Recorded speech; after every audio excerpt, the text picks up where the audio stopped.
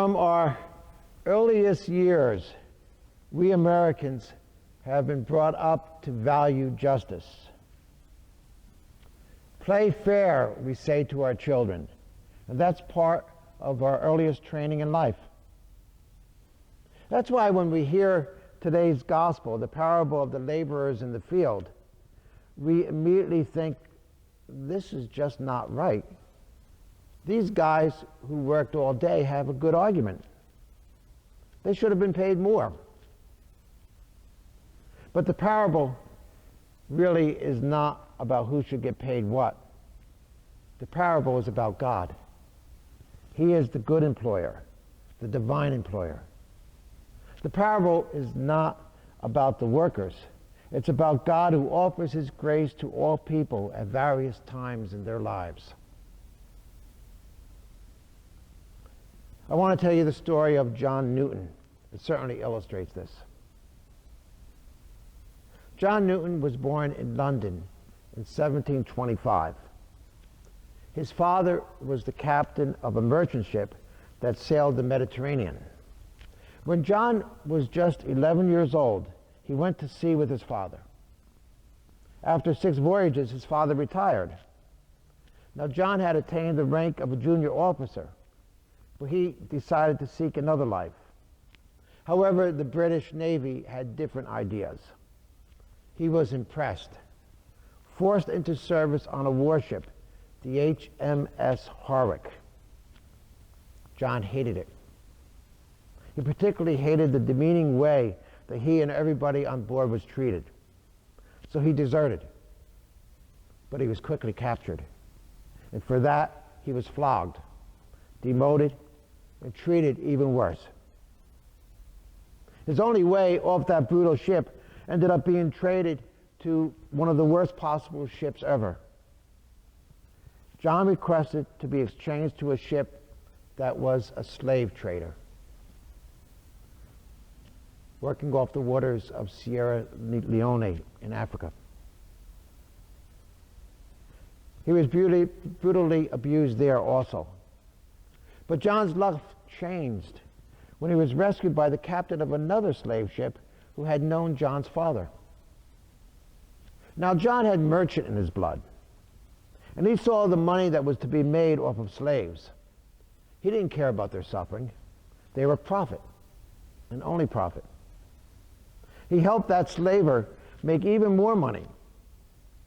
And eventually, John became captain of his own slave ship. And now he really prospered. John had little to no religious convictions. He didn't care whether God approved or did not approve of his business. If some of the Africans died in those cramped, stinking storage bins, to John, that was just part of the business. Then, on one homeward trip, everything changed. John Newton found religion, or rather, religion found him. He was attempting to steer the ship through a violent storm. And the storm got worse and worse, and he was convinced that all would be lost. Just as he was sure the ship would sink, he surprised himself by calling out, "Lord, have mercy on us." And then the storm started to abate. John reflected on this and was convinced that God had spoken to him through the storm. He changed his life. He gave himself to God. He quickly got out of the slave business. After marrying, he immersed himself in the study of theology and was ordained an Anglican priest and named pastor of Olney in England. There he met a poet named William Cowper. The two collaborated on writing new church hymns known as the Olney hymnal. Now you know his work very well, at least his most famous hymn. I'm going to recite these words for you, words that we sing so often. But I want you to hear these words in a different way. Think of them as coming from a former slaver who was called away from cruelty, away from the great profit he was making on people's lives. He was called to the Lord. And the hymn I'm referring to, of course, is Amazing Grace. Amazing grace, how sweet the sound that saved a wretch like me. I once was lost, but now am found. Was blind, but now I see. 'Twas grace that taught my heart to fear, and grace my fears relieved. How precious did that grace appear the hour I first believed. Through many dangers, toils and snares, I have already come. 'Tis grace that brought me safe thus far, and grace will lead me home. Now, is there anyone that feels that God had been unfair? After all, God saved the life of a slaver. How many hundreds, perhaps thousands, died on Newton's ship? How many thousands more wish that they had died? How many tens of thousands of their descendants would be treated as chattel? Yet God reached out and brought conversion to a person who had ignored him for years. Would any of us dare tell God that he was unjust? Or would any of us say, "How about me, Lord? I worked hard to serve you from the very beginning of my life. Surely my reward will be greater than John Newton's." No, we wouldn't say that. We've all received grace from God. We're not going to begrudge John Newton his opportunity to grow in God's love. Nor would we question God for being so generous to Newton and expect him to be even more generous to us. It's not up to us to determine how God rewards those who serve him. That's what the parable of the laborers in the vineyard is really about. God's grace comes to different people at different times and in different ways. Look at some of the ways that God has changed people that we know. So often, we've all encountered a person who's done some serious damage to his or her life or his or her family through alcohol, chemical dependency.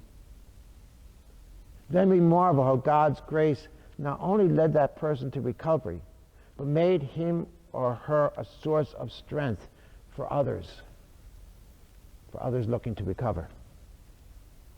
And this is the amazing grace of the divine employer. St. John Paul II was very much aware of the working of God's mercy. He addressed women who were suffering through an abortion and now mourned the loss of the baby they had killed. He empowered them with the determination to work for life and protect other women from going through what they went through.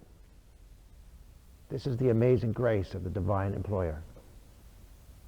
Sadly, many of us have given up on ourselves, but the Lord never gives up on us. Sometimes we have the view that it's just too late. We think that we have done something in our past so terrible that God would never return us to a full share of his love.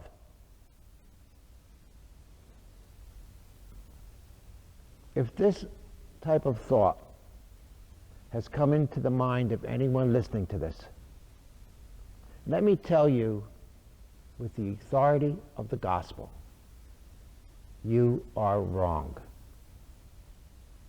You are judging by human standards, not by the Lord's standards, the standards of love and mercy and compassion. God never gives up.